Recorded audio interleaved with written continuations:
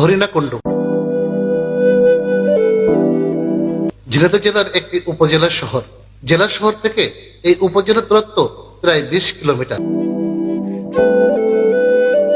অনেকের কাছে হরিণাকুণ্ড বাউল সাধকদের শহর হিসেবে পরিচিত, কারণ এখানে জন্মগ্রহণ করেছেন বাউল সম্রাট ফকির লালন শাহ, যার আধ্যাত্মিক গান দেশ বিদেশে আলোড়ন সৃষ্টি করেছে।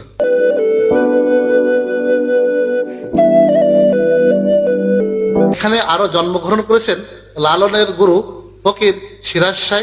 এছাড়া জন্মগ্রহণ করেছেন ফকির পাঞ্জু শাহ সহ অনেক বাউল সাধক।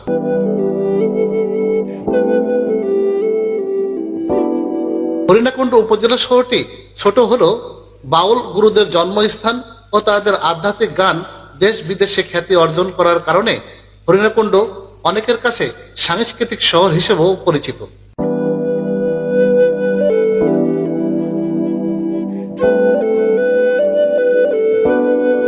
শহরটিতে প্রবেশ করতে চোখে পড়বে একতারা,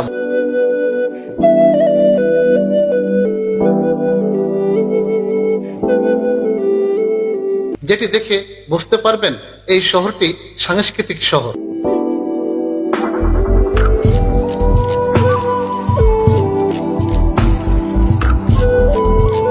এছাড়া একতারা মোড় থেকে একটু সামনের দিকে গেলেই দেখতে পারবেন উপজেলা মোড়।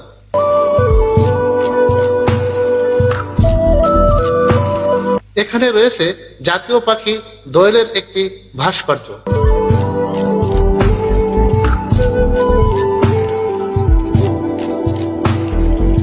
পাশেই রয়েছে হরিণাকুণ্ড ফুটবল মাঠ।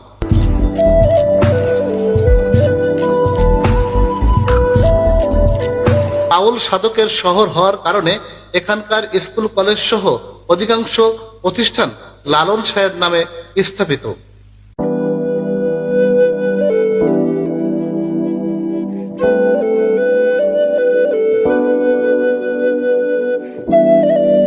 হরিণাকুণ্ডের একটি দর্শনীয় স্থান 7 ব্রিজ। উপজেলা শহর থেকে 7 ব্রিজের দূরত্ব প্রায় 7 কিলোমিটার।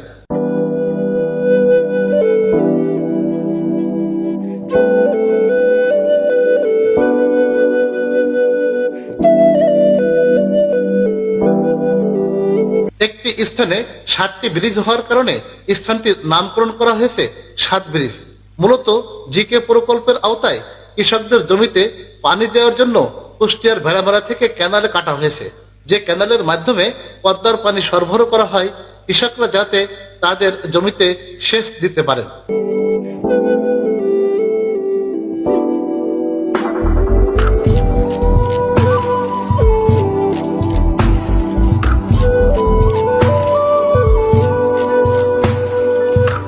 জায়গাটি দারুণ।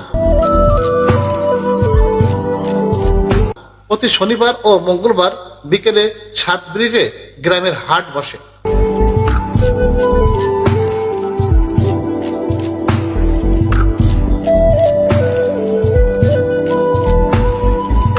ভোজনপ্রিয় ব্যক্তিরা এখানে পেয়ে যাবেন গুড়ের জিলাপি, পেঁয়াজু, সিঙ্গাড়া সহ মজার মজার খাবার।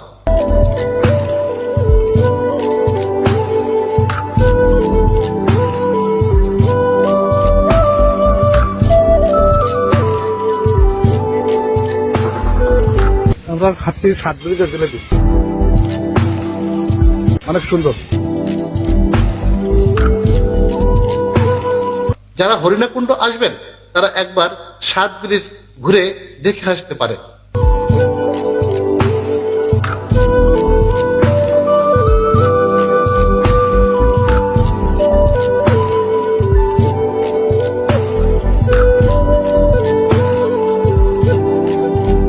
মূলত হরিণাকুণ্ড বাউল সম্রাটদের জন্মস্থান হিসেবে বেশি পরিচিত।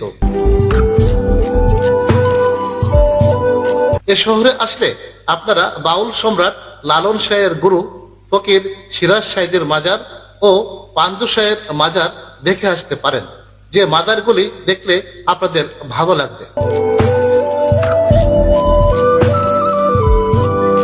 দর্শক, ভিডিওটি ভালো লাগলে লাইক, কমেন্টস ও শেয়ার করবেন। আর হ্যাঁ, নতুন নতুন ভিডিও পেতে চ্যানেলটি সাবস্ক্রাইব করে আমাদের সাথেই থাকুন।